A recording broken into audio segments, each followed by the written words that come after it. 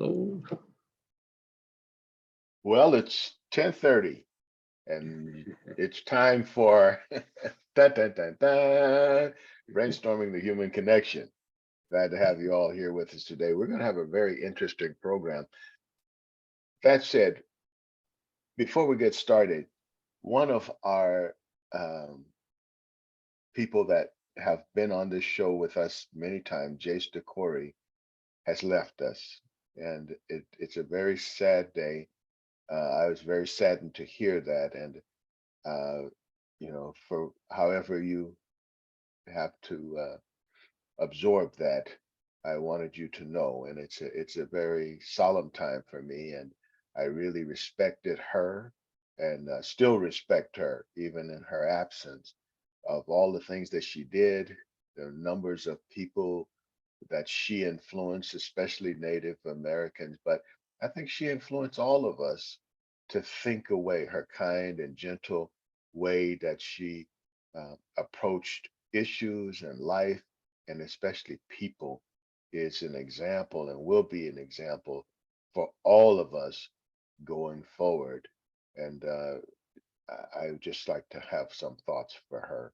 Um, as though she was a very important part um, of the dialogue that happened many times in this space. So she will be sorely, sorely missed. Well, our program today has to do with the Ukraine.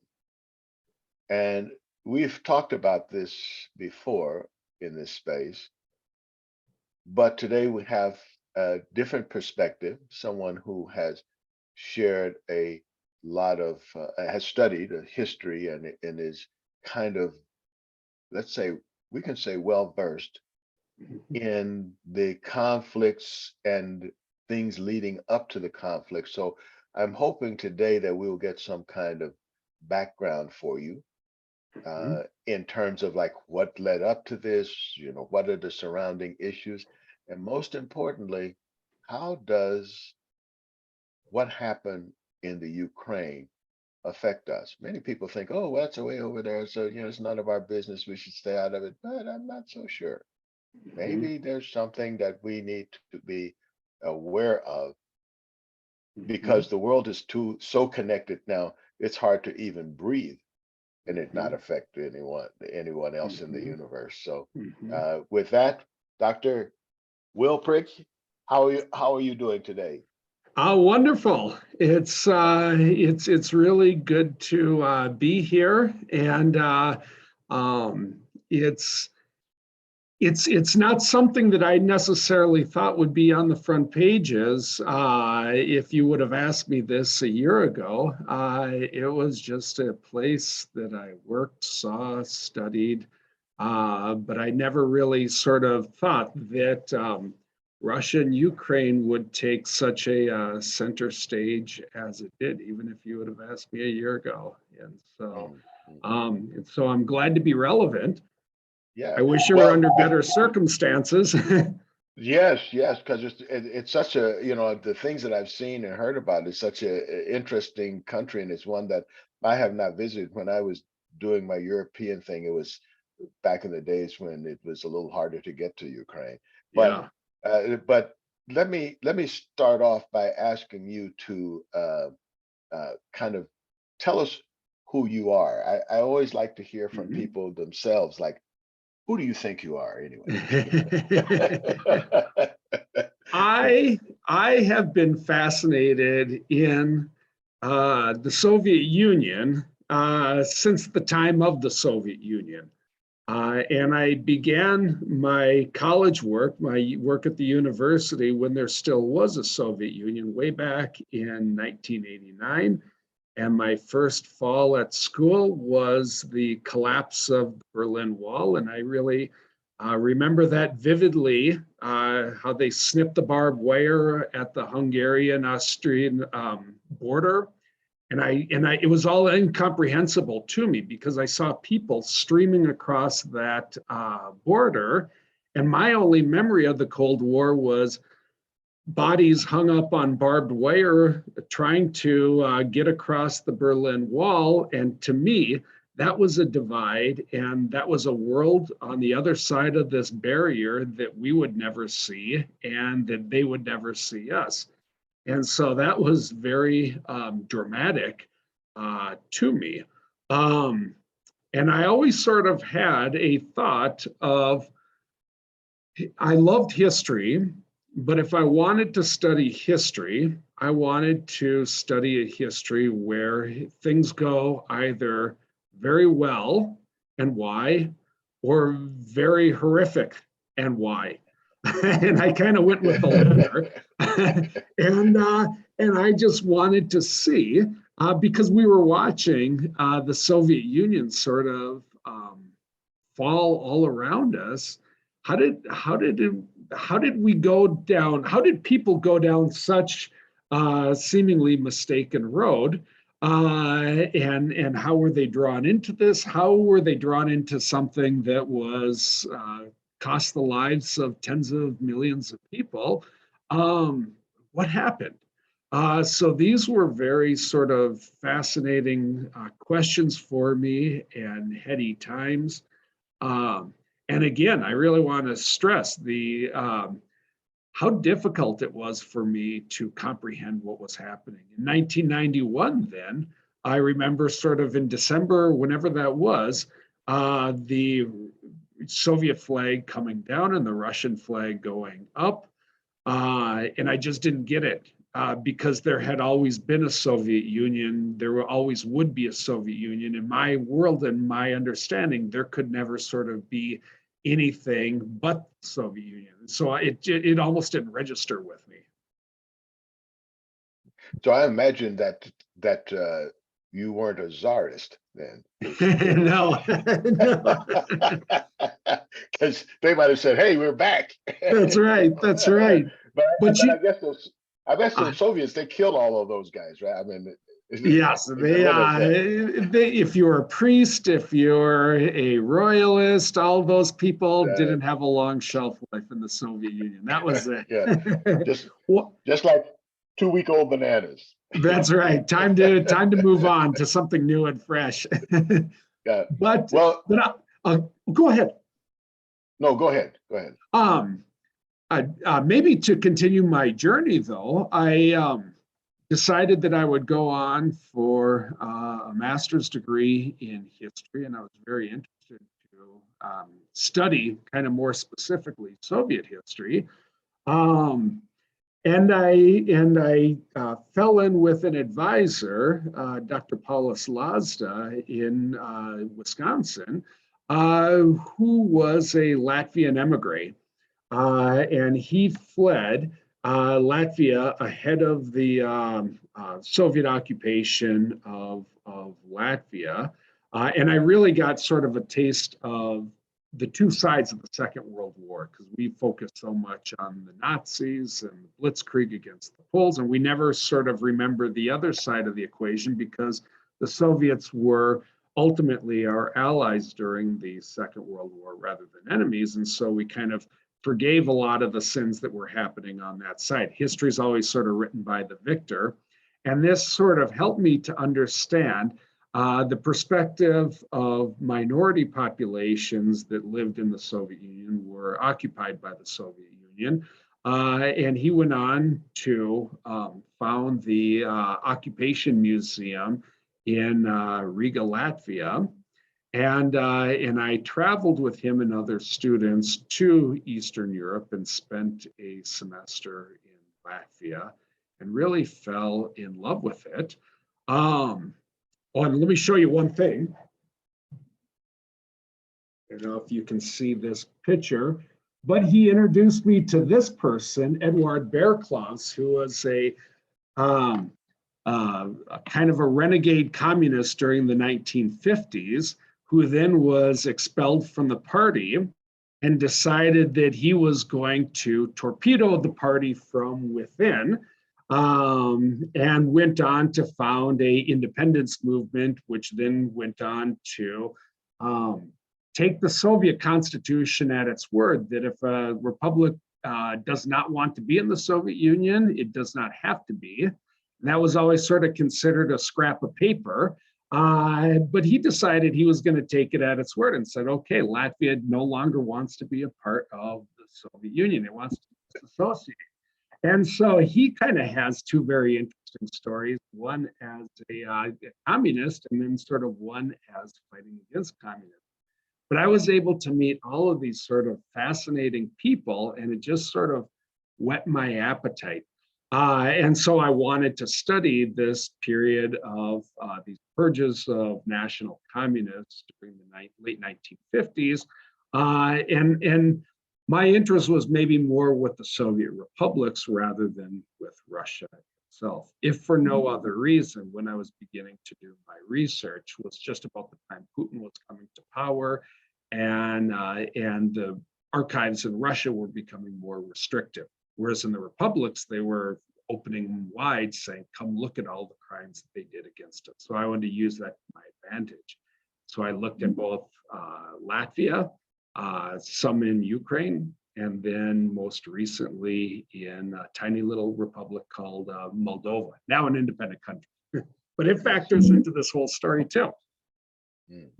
Well, that's very interesting, and I hope we can kind of get back to that a bit, because I think all those transitions that you mentioned are important leading up to the Ukraine. Can you tell us something about how the Ukraine became, in air quotes, a part of Russia, then was not, and then now they're trying to reabsorb it back into it, and some of the underlying pressures in why those things happened, the transition in history. Yeah, and you know, there's a famous quote by Putin where he says that basically Ukraine isn't real. It's not even a state. And I have to just sort of, for my Ukrainian viewers out there, because this will drive them nuts. In Russia, they say "na Ukrainia." In Ukraine, they say Ukrainia. And the different, and how we understand this in English, partially, is the Ukraine versus Ukraine. And what the origins of Ukraine actually is it means sort of on the edge or on the frontier, implying that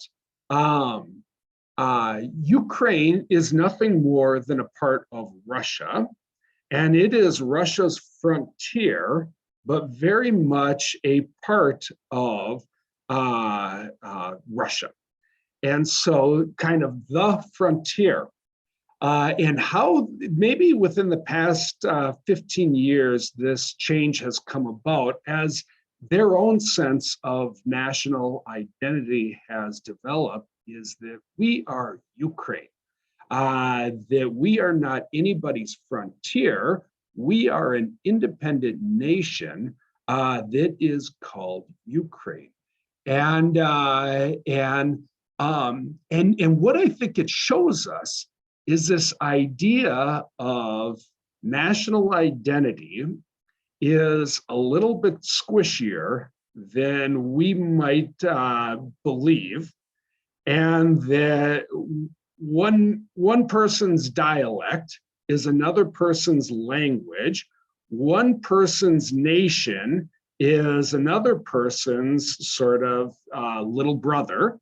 And that the transition from one to the other is kind of a malleable and ongoing process. But in a sense, the Russian Empire would have included Ukraine. It would have included the Baltics. I forgot to bring a map that somebody gave me from the 19th century, but it is a map of the Russian Empire. And nowhere on that map is there anything that it says Ukraine, nothing. There are governorships and things like that that we'd even recognize today, Donetsk, Luhansk, things like Kherson, but there is no thing that says Ukraine. And even within Europe, throughout the 19th century, since the French Revolution, people have, in a sense, invented the idea of national identity. Like the Grimm brothers, they are not just fairy tale writers, they are gathering fairy tales from the countryside so that every German sort of has this sense of common national identification. And then there's sort of a process of solidification of the language so that there is just a single kind of literary language that everybody could relate to, because otherwise you've got dialects all over the place, at points even mutually unintelligible. So kind of inventing this sense of national identity. I'm McBride, and my tartan was invented in 1989. So that's a really recent version. That point is one that I think is sorely missing in our understanding of nationhood. Yes. It's like we think of it, because we read things that say, like even biblical, that says all the nations will do something. No, that's like saying corn in the Bible when there was no corn. That's it was right. like einkorn, but we get it all mixed up. And that leads to a big misunderstanding about how nations are built and the effect of the nation state on the human psyche, which has never dealt with nation state before. Yeah. It's a superimposition. I'd like you to maybe dwell on that a little Absolutely. bit. I think absolutely. It's critical in thinking about this. Absolutely. And you've, in a sense, you've got two problems. First problem is, what exactly is a nation anyways? Is it you've got to have the same religion? Is it you have to have the same language? Is it that you have to have the same history or culture? And all of those are very, very squishy terms. So then basically somebody comes along in the 19th century and decides, this is our history, this is our language, this is our culture, this is, all these things are sort of, okay, now that's Ukrainian. And I always say, what is a nation? If you can convince people that they are a nation, then they are a nation. If you can't convince people that they are a nation, then they are not a nation. And imagine how applicable that process is to anywhere you go. Like, think about Iraq. If you can convince those Sunnis and Shiites and Kurds that they are Iraqi, then they are Iraqi. And think about the ramifications for that.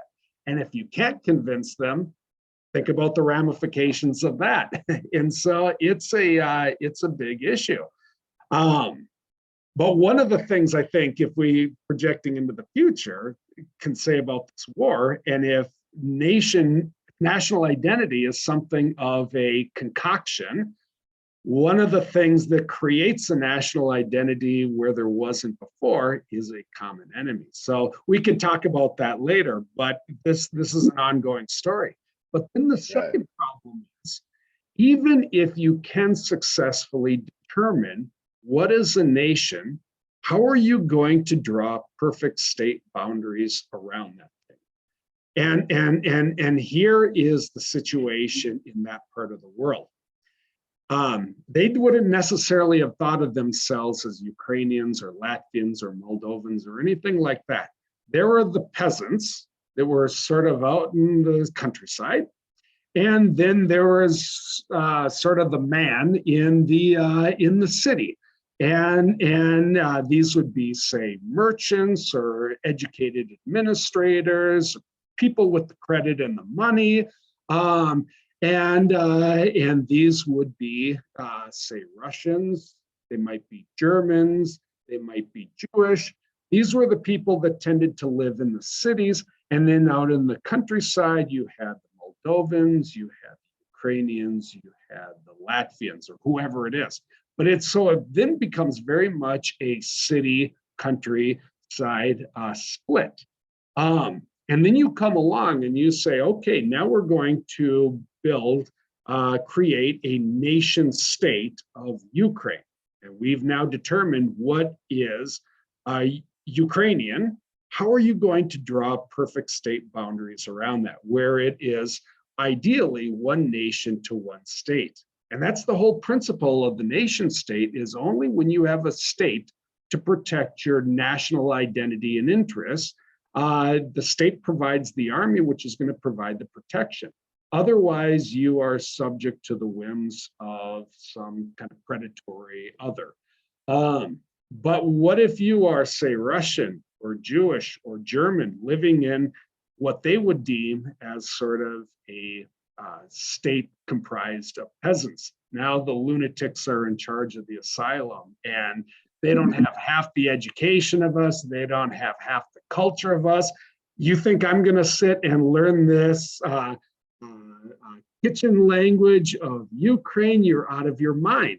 And that was definitely the mentality back at the 1920, when all this stuff was being determined, and it's still very much there today. So hopefully that kind of gets a sense of where some of this tension comes from.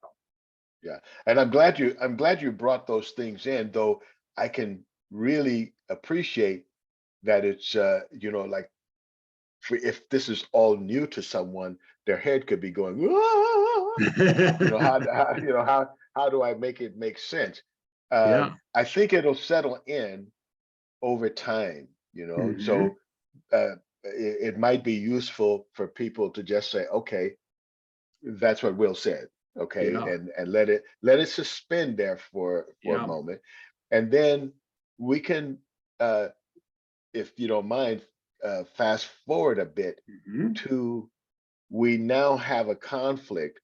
Tell us about the sparking of that conflict. Mm-hmm. Mm-hmm. Um, you know, I mean, where does the conflict come from?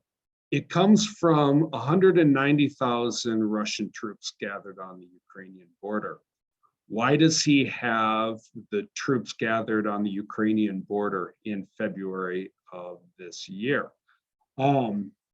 Because he sees Ukraine fundamentally different than the Ukrainians see Ukraine. He sees Ukraine the way that perhaps we in the 1960s would have seen Cuba, as our periphery, as our sphere of influence, as our, yes, they're independent, but we still have the Monroe Doctrine, where hands off the rest of the world, the Western Hemisphere is America's neighborhood. And I think he has a lot of that mentality. And so where then do those 190,000 troops come from? Why does he decide to put them there rather than not? Because he has always been looking for a way to bring sort of Ukraine back into the Russian sphere of orbit. And it had something of a blow, a success and a blow back in 2014. 2014 was the time that Russia's sort of lackey in Ukraine was thrown out because Viktor Yanukovych decided that he wanted to reject the application to join with the European Union, which we might think of as sort of the Western camp. And he went with, we'll go with the Eurasian free market, with the basically Russian camp. And that was against the will of many of the Ukrainian people, and they came out to protest. And with that, then they drove out Moscow's man in Ukraine, and he fled to Russia. At the same moment, then And eventually, who's going to be replaced in Ukraine is going to be somebody pro-Western. And at that same moment is when Putin also decides that he's going to make his first land grab, which is Ukraine, or I'm sorry, which is Crimea. And then it's also at that moment with now a pro-Western government in place that America decides that it's going to start to help out Ukraine in a meaningful way with meaningful military assistance. And so if we could think about what is the spark that sort of prompted this whole thing, it was a calculus, I think, that Putin made that now the West is involved in arming Ukraine. I no longer have a pliable president in place. I have somebody that's more aligned with the West than with Russia. They're drifting clearly towards the West, even if they aren't a part of NATO. In a sense, you would see them as being sort of a de facto member of NATO because they are now being armed and trained by the West. And he started to think about this through the years. That is Ukraine going to become more pliable and weaker in the coming years, or is it going to become more armed, more trained, more competent, more pro-Western, anti-Russian? And he thought that probably, if I'm going to get Ukraine, I better do it earlier, sooner rather than later. Now is the time because my situation is not getting better. So I think that is sort of the catalyst then that pushes him further. It makes him gather the troops. Right. So it sounds like little by little, in trying to build a fort, he's built himself a prison in a way. Yeah. Oh, that's well, it was a devastating calculus because you know what else he tried to do is he tried to sort of reclaim a lot of the influence and power that Russia would have had at the time of the Soviet Union.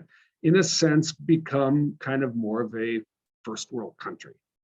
And this whole war has had the opposite effect of laying bare the weaknesses of Russia, having them lose their best customers, the Europeans, which now in a sense forces them to be more reliant on the Chinese.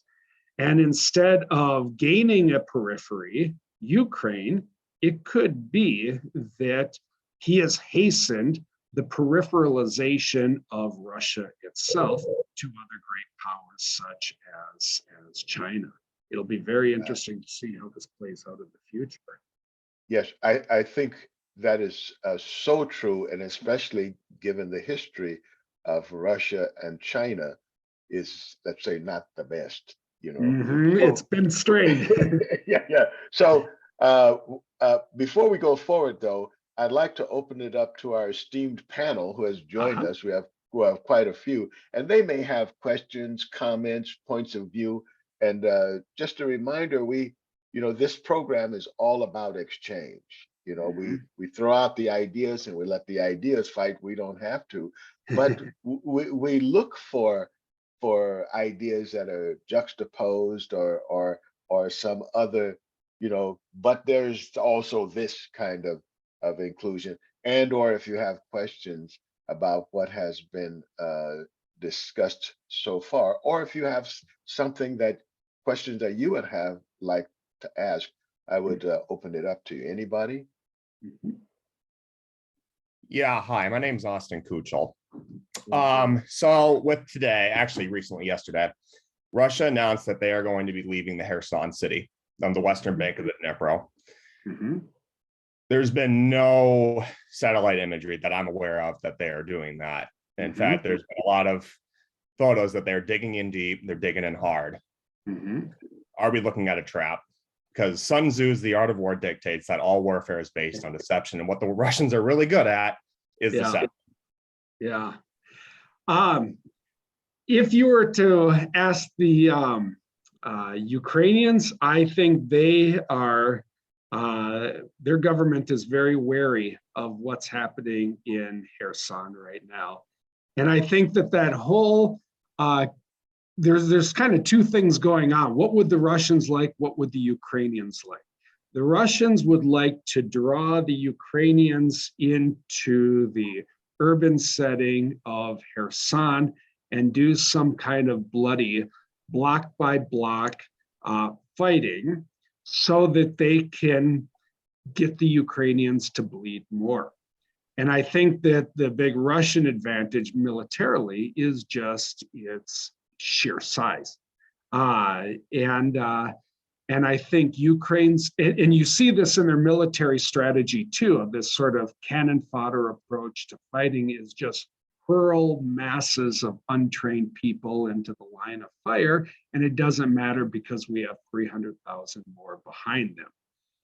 Whereas Ukraine, maybe what, a third of the size of Russia and a fraction of the resources, has to be much more careful and strategic. And maybe we could also say that the Ukrainians are a little more conscientious of human life too. And they want to be very careful before they put their soldiers at risk. And I think their approach is, all the washing machines have been taken from Kherson anyways. Winter is coming. These poor Russian conscripts don't even have sleeping bags. Some of them are just sleeping under the stars. It's getting cold. It's very difficult to resupply that area because it's the one area that's on the other side of this enormous river, Dnieper. It's on the kind of the European side of the Dnieper rather than the Russian side. So supplying it is hard. Let's just sort of wait it out and let nature take its course. And the Russians will have to leave anyways because the weather is going to be against them. Now, my last question for you is, so we're starting to see another large grouping of Russian forces in Belarus. Again, they're starting to flood more tanks, flood more people back into Belarus. Could we potentially be seeing another Northern Front? Yeah, and you know, everything that I've heard on that is that it's likely, but there are certain, it's possible, let me say that.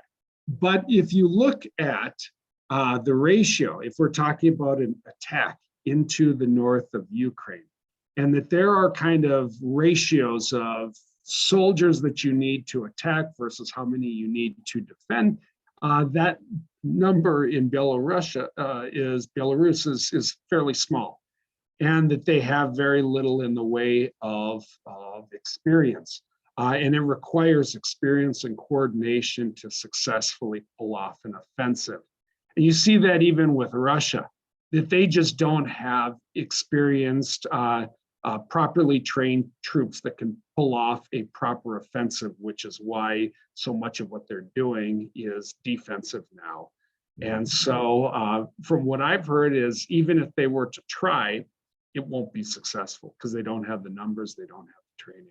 But maybe to sort of threaten supply lines from that side of Ukraine and to maybe open another front and divide the Ukrainians. Maybe that might be a reason.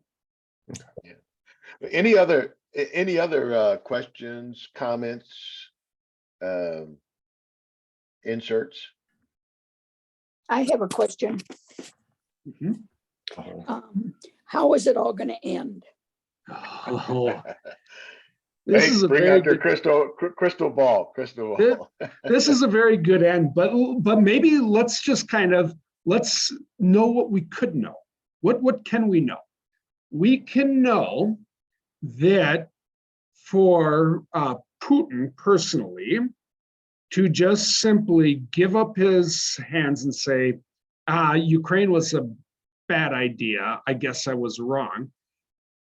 Think about why Putin went into Ukraine in the first place.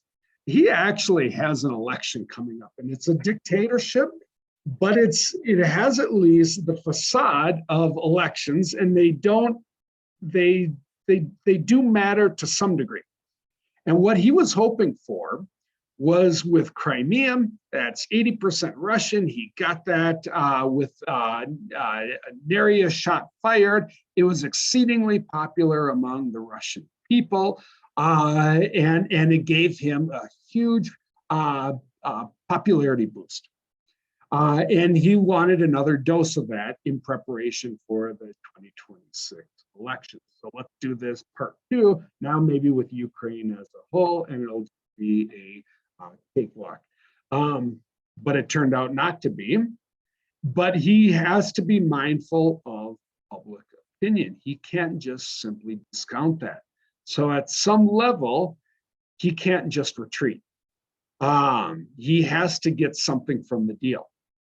And so, so then think about Ukraine. And we're talking about, well, he should go negotiate. Why don't you talk with Putin? Think about Zelensky's position or any other potential president of Ukraine. After so much blood has been shed, is it going to be acceptable for anyone, Russian speaker or Ukrainian speaker in Ukraine? Will it be acceptable with any of them to cede 1 inch of Ukrainian territory?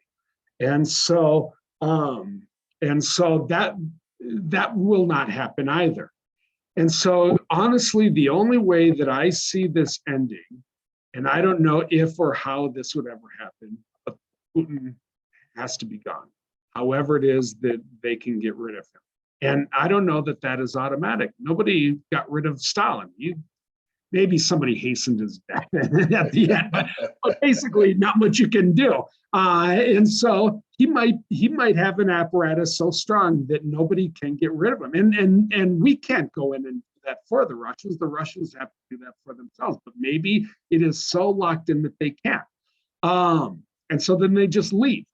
And then the Ukrainians won't do it. So another possible scenario is that the Western powers become tired of us, and we're not going to send aid over there anymore. But even that, even if we were to at some time stop the aid, we've put so much, we've got 40 billion that we've already said we would do. All of that sort of is going to translate into arms. It'll never be a cakewalk for Russia to go through there, because at some level or another, down to guerrilla fighting, you're not going to take Ukraine at this point. And so, and maybe third option is if neither side has the power to fully do what they want to do, it settles into, again, one of these cold conflicts, as we've been seeing in Donetsk and Luhansk for the past 8 years. And it could go on for 30, 50 years. But I'd like to interject a fourth possibility for you to comment on. It could roll out into a third world war. Yes, the wider, yes, and yes. Yes, because all of these wars begin as smaller conflicts and then escalate. That is so true. And in a sense, perhaps what American strategy is right now is, by pumping so much weaponry into Ukraine, it is our indirect way of toppling the Putin regime, which has created so much mischief. And in a sense, it's a proxy war for the United States already. And that is 100% how the Russians see this, and they might be partially right. But coming from Moldova, I definitely see how it is that this could spread, because Moldova is a neighbor of Ukraine that nobody has ever heard of, but it has its own Donetsk and Luhansk called Transnistria. And I was actually just in Transnistria a year ago, and when I went into this disputed area, it wasn't UN troops that I met there, they were all Russian troops. And they are trying to link up, if they could somehow get Odessa, which is on the western half of the Black Sea. The first thing they would do is go right up to Transnistria, connect all that together. And that's really what Putin is going for. He calls New Russia. And then you bring Moldova into the equation. And Moldova is, and this is one of the reasons why we probably have never invited Ukraine and Moldova and Georgia into NATO, is that we were spooked by the Russo-Georgian conflict in 2008, and Article 5, an attack on one is an attack on all, and you have these unsettled conflicts in eastern Ukraine, in eastern Moldova, where you have Russian troops there, and does America want to be drawn into that war? But then also leaving them outside the umbrella, did that invite Putin's invasion of Ukraine, where there's no chance that Putin is ever going to invade, say, the Baltics or Poland, who are members of NATO? So these are interesting questions as well. Anyone else? Yes, this is Gary Whitgriff, and I was in Transnistria and Moldova 3 years ago, and I was the person to go back to my grandfather's village. And at the time, by the way, he immigrated to the US in 1911, in November of 1911, and they left, it was called South Russia at the time, about halfway Kiev and Odessa. But they left there because my great uncle, my grandpa's brother, oldest brother, was a guard for the Tsar in Moscow. And he came back in April and said, "Dad, now is the time to get out of here. We have to get out now." And so my great grandfather sold everything he could during that summer and fall, and they left in October 1911 and went to Hamburg, Germany, and then eventually ended up in South Dakota, where my great grandpa's brother lived. Yeah. And so I went back to Moldova, and then hired a Russian Romanian guide to take me over to my grandfather's village. And I'm the first family member that was in that village. And of course, there's no signs of anything left of German. The reason I appreciate this, Lawrence and Will, for bringing up this topic, because I think there's a possibility that few think about. And you mentioned earlier about the Russian soldiers in particular not having, being well prepared for winter, both clothes and different types of ammunition for their different guns and things like that. And that happened earlier to the Russians, where the Germans basically pushed into Russia, and then Germany found they couldn't be supplied, and Russia was able to push them back 100 years ago.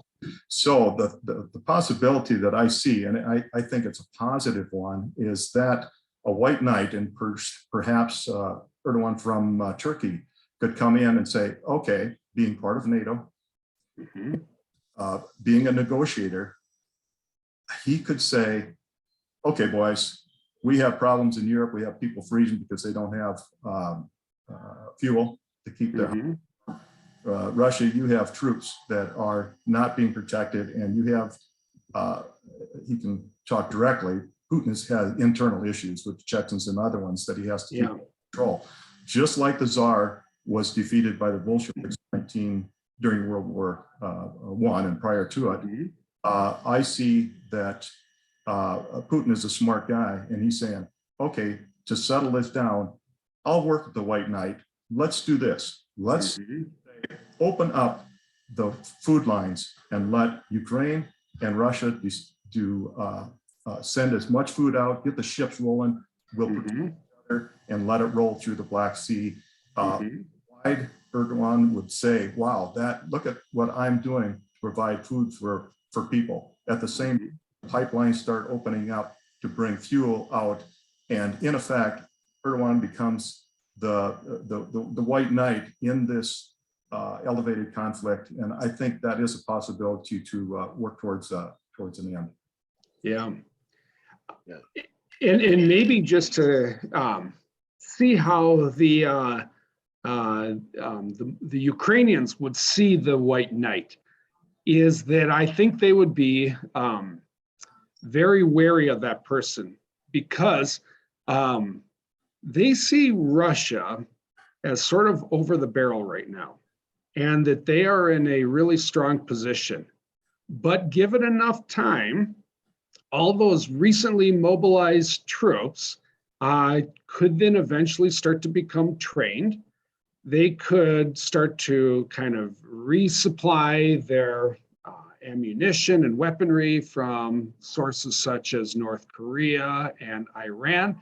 Iran wanting to have its own sort of proxy war, but now this time against the United States through Ukraine. And that the Ukrainians see their position as strongest now, and any sort of compromise that sort of tamps down the war at this point as weakening their strong position, and Russia will just simply use that to their advantage to go back, lick their wounds, re-strengthen, and then in 2 or 3 years come back and do the job again, but this time do it right, properly provision, train, whatever it might be.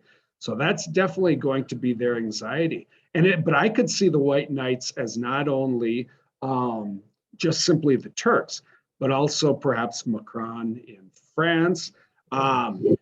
Trump is saying that we need to negotiate now, but not only Trump on the right, but we also see that from progressives on the left. It could be happening in any number of different ways. Well, I see this winter as being a critical stage, because right now they're just going into winter. And until you get hungry, until you get cold, there's less reason to do things. And I mentioned Turkey. I spent 15 years researching with the University of Uludağ and Bursa, Turkey. And so I have some connections there, and I know them people probably a little better than some other countries. It may be the European Union. It may be France. It may be Canada. I don't know who that White Knight would be. I don't expect it to be China, but I think it would be someone in the region, because Ukrainians are going to run out of money. And when the European Union, NATO, US and others start hesitating to send funds and ammo, there's more reason to negotiate. Who knows? I'm not addressing the territorial claims at this point, but that could be a part of the negotiations. Well, if you think about it, about 20 of the 40 billion that was allocated has now been spent. So we've kind of burned through about half of that. And you're right, even with a Republican House of Representatives, there's no guarantee that they will do another 40 billion package in another 6 months from now. And you're right, no money, no equipment to fight. And look at from the European and NATO standpoint, they're not unlimited pockets. And when they do have people already protesting that they're being squeezed, both from inflation, rent, utilities, especially heat, and they're going to say, I'm tired of you sending money to Ukraine because I can't buy my own food. I can't pay my own heating bill. So there's going to be political pressure in Europe to convince the Ukrainians that maybe there is another way out. But you know, I think this brings, because we're coming up on the end of our hour. All right, thank you. I know. No, that's okay. I really appreciate your input. That's very important. I just want to say, it leads up to our interest in what happens in Ukraine. And I wonder if, Will, you can suggest or give us some kind of insight into why does this or should this matter to Americans? What's the impact for us? I think if you look across, I don't want to say the world, but let's say across Europe and America, there is and has been, at least for the past 15, 20 years, what we might call a Putin wing of the political spectrum that are, I would say, kind of, they see the shortcomings of democracy. They're frustrated. Probably economically, they're frustrated. And that authoritarianism, in maybe in a light or a stronger form, can at least make the trains run on time.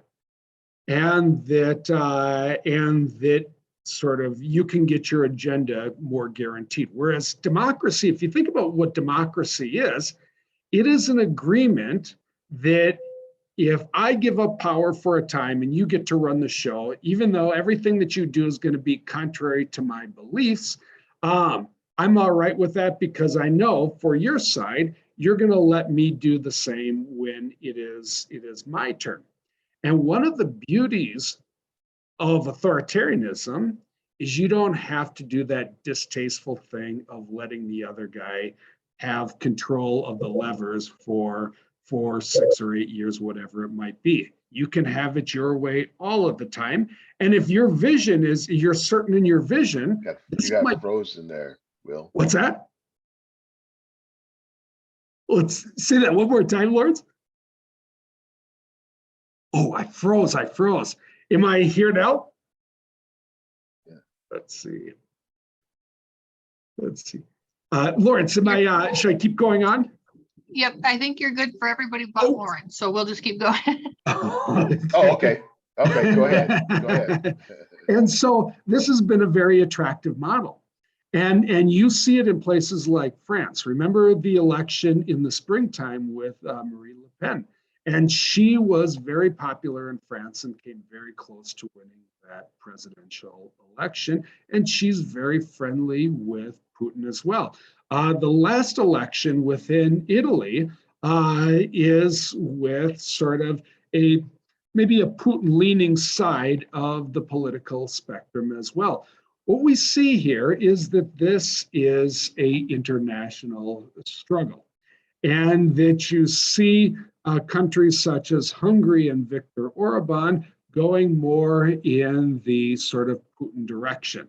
And it has a lot of attraction to people, not just in Russia or even in Europe, but in America as well.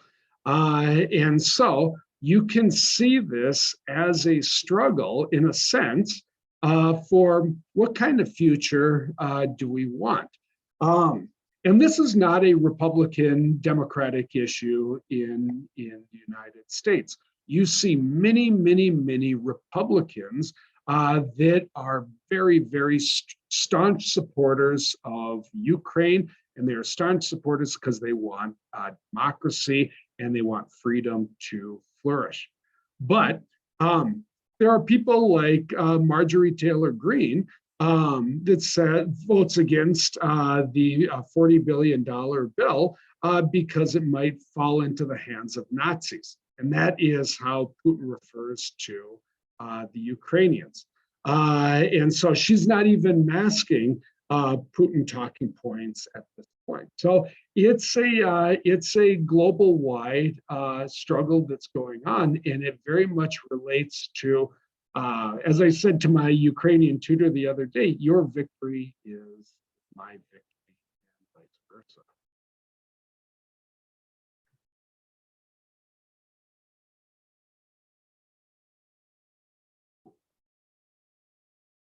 Other questions that people have?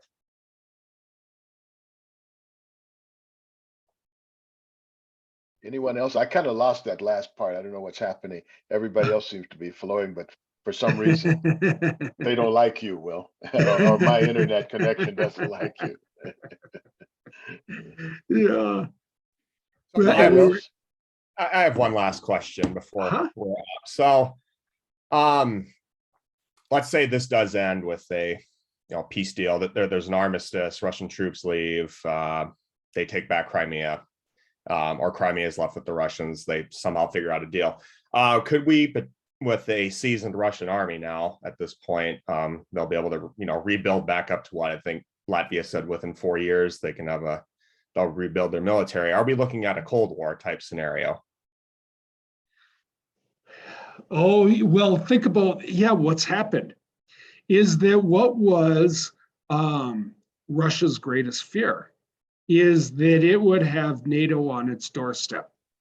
And the whole reason why it wanted to invade Ukraine is let's kill the baby in the crib before it can get mature. But in a sense, it's become mature.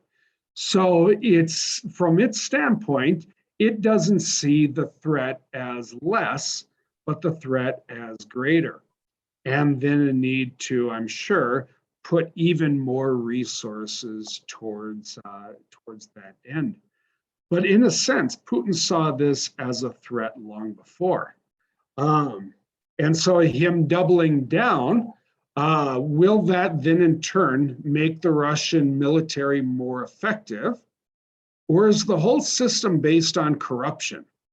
And if Putin sort of takes more resources and puts it towards the military, it doesn't necessarily make for a more effective Russian military. It just makes for a lot wealthier generals. And so that is an open question as well. That's one of the interesting things that I drew out of this conflict is that it seems to me that the Soviet Union fell because of corruption.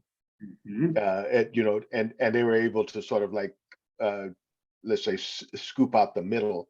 But it also seems like now that there's so many people who just, take a little bit here, take a little bit there, and pretty soon you think you have a military, but the guys, all that money just went into somebody's pocket. Yeah. You know what this war is? This war is a perfect demonstration of the shortcomings of that model, that kleptocracy model, because the Russian army is one giant walking example of what that gets you. It gets you something that is utterly hollowed out and incompetent, and no amount of storming and pounding your fist will change that fact. That's the end of the line. And it's there for the world to see. And so for anybody that's always been enamored with the Putin path, this will give them pause, I think, because they can see this is the negative side of this. Well, we're right down to just a few more minutes. Do you have any closing thoughts about, where do we go from here as far as Americans are concerned? Yeah, I think and I say this with people near and dear to me who are Ukrainian, but sometimes issues that affect us don't occur entirely within our borders. And it matters what happens across the world.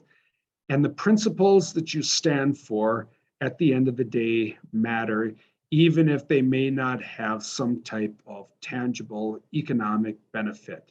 Principles matter, and in the long run, they'll even matter to you economically. It's worth it for America and Europe and the world to support Ukraine, because you are supporting a certain sort of path forward, and it provides a brighter path rather than a darker path. And it really sort of and their success will be our success further. And I truly see Ukraine, they're going to come out of this stronger, because they were so divided before. This war has, if it's done one thing, it has ended their factionalism and has brought them together as a people. And so, and I hope that we don't require a war to do the same thing, but it might be the first step in our own healing as a culture, and we may look back at this as the turning point when this change happened in America as well. Well, this has been a very stimulating and useful conversation. I certainly would like to have you back, if for no other reason, even if Ukraine is all settled and they're partying together with the Russians, and that's all an thing. But you mentioned something that that has been one of my let's say search objects. I've been trying to find something. The division between Russia and, in air quotes, Europe. The land mass, the land doesn't see that, and you can pick any arbitrary river or something like that. But I think that you might have some insight that I would like to glean about why that started and why it continues and Yes, what are the absolutely. underlying things. Yeah. I think that We've would be got a very- lot to talk about with Russia because this might just be the beginning of that story. Exactly. Well, it's now 11:30. It's the end of our program. I'd like to thank everyone for joining us, and hope you'll join us next week, same time, same station. Thank you again, Will. All right. Thank you, Lawrence.